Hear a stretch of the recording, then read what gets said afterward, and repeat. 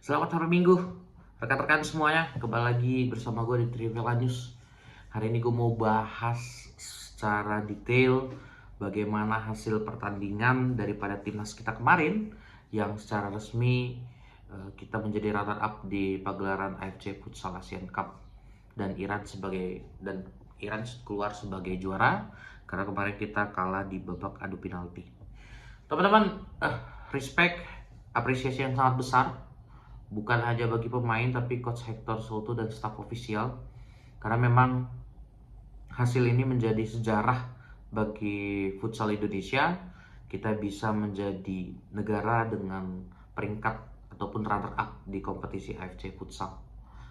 Gue melihat bahwa dari pertandingan kemarin itu sudah membuktikan kualitas dan level permainan timnas kita itu memang di level Asia itu menjadi top tiernya. Artinya kalau ada Iran, Thailand, dan Jepang, harusnya Indonesia juga patut diperhitungkan untuk nextnya di kompetisi-kompetisi Asia. Gue apresiasi dengan setiap pemain yang tadi malam bermain. Sepertinya tidak ada pemain yang tidak memberikan kontribusi yang besar bagi timnas kita. Even Nizar pun yang bermain baru di menit-menit akhir ataupun di pertambahan waktu serta dimainkan pada saat babak penalti, dia bisa berhasil melakukan satu kali save. Itu pun juga layak untuk kita berikan apresiasi. Kenapa? Karena memang gue melihat kembali lagi seperti yang kemarin gue lihat ataupun komentar gue pada saat pertandingan Jepang, gue tidak tahu apa yang berbeda dengan pemain timnas kita ini. Tapi gue melihat ada satu disiplin yang benar-benar mereka terapkan dari strategi coach Hector. Yang sangat gue soroti ialah bagaimana gaya bermain timnas kita itu bermain high defense pressing. Jelas ini cukup merepotkan bagi tim lawan. Apalagi kita kemarin bisa saksikan bahwa 2-3 gol Indonesia itu tercipta karena kesalahan back pass atau passing dari pemain-pemain Iran. Artinya sehebat-hebatnya, seberpengalamannya mereka, timnas Iran juga bisa melakukan kesalahan apabila pressing itu terus diperhadapkan dengan mereka. Yang kedua, teman-teman, gue mau bahas juga bagaimana Iran di pertandingan ini. Jelas itu gue ngomongnya si Solar ya, nomor 12 itu. Dan nomor 8 yang mereka itu gue tidak mengerti seberapa licinnya mereka. Bagaimana mereka bisa kontrol tuh bola, lengket di kakinya, bisa menerobos pertahanan kita. Even tuh yang berlapis ataupun udah di man to man marking, tapi mereka berdua ini gue lihat jadi tumpuan di flank kiri dan flank kanannya Iran. Setelah gue cari tahu, wajar karena mereka berdua ternyata punya pengalaman bermain di Eropa. Gaya bermain mereka itu mengingatkan kita terhadap Ricardinho dari Portugal yang memang kalau megang bola itu dia bermain di kaki-kaki pendek.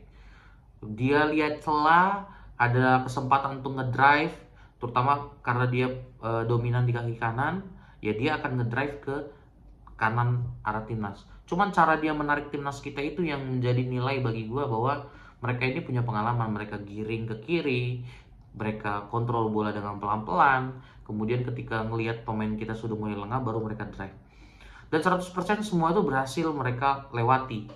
Meskipun pada akhirnya ketika pemain pertama lewat, tetap saja ada pemain kita, timnas kita yang memang membackup dari belakang, sehingga gue melihat hanya satu sih gol daripada timnas Iran yang berhasil dari soloran seperti itu. Itu di gol keempatnya si Iran yang diciptakan oleh Mat Solar. Sorry. Nah, teman-teman, gue kemudian juga mengomentari bahwa bukan hanya dari segi permainan hasil, bagi gue ini sudah no debat. Kita sudah melihat hasilnya seperti apa. Kita harus fair, kita berikan apresiasi ke semua pemain timnas, termasuk juga staf ofisial dan kepelatihan. Gue bersyukur bahwa memang negara ini hadir dengan masyarakat yang gila bola dan gila futsal. Jelas sepertinya sejak dari pertandingan melawan Irak di fase grup, kemudian melawan Vietnam, kemudian melawan Jepang, serta terakhir kemarin kita melawan Irak, semua penuh. 10.000 penonton, kemarin pertandingan 10.700 penonton. Gue sangat mengapresiasi hal tersebut. Kenapa?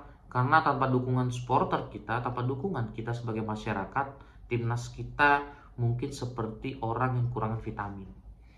Itulah kemarin gue menikmati jalannya pertandingan karena selama 2 kali 20 menit, 2 kali 5 menit ditambah di babak adu penalti, supporter kita terus meneriakkan pujian-pujian, dukungan-dukungan, nyanyian-nyanyian, yang mana hal itu membuat motivasi pemain timnas kita pasti itu lebih meningkat lagi.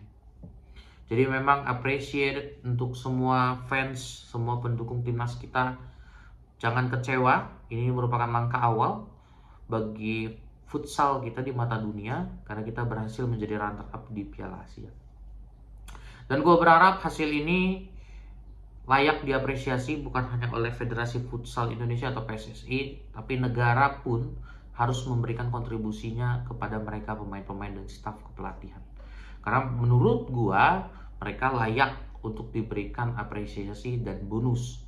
Karena level mereka, pembuktian mereka itu sudah mereka perlihatkan dan hasilnya pun baik. Karena sejarah tercipta, timnas kita bisa melangkah ke final, timnas kita kemarin bisa melangkah ke semifinal. Artinya ini sudah menjadi prestasi yang memang kalau kita lihat dengan mata terbuka bahwa persaingan di dunia futsal memang cukup ketat. Bahkan untuk di level ASEAN pun kita memang harus berjibaku untuk bisa bersaing dengan Thailand dan Vietnam. Gue berharap melalui pemerintahan yang ada setidaknya bonus itu tetap diberikan, jangan sampai dianaktirikan. Gue berharap apa yang negara berikan kepada pemain sepak bola kita, timnas sepak bola kita itu juga tetap diberikan kepada timnas futsal kita karena prestasinya. Artinya keadilan memang ada, negara hadir untuk setiap orang yang memang memberikan prestasi bagi negara ini. So demikian teman-teman konten dari gue. Jangan pada kecewa, jangan bersedih, karena ini merupakan awal atau pintu pembuka bagi prestasi futsal kita ke depan. Demikian konten dari gue, selamat berlibur, selamat berakhir pekan, salam olahraga.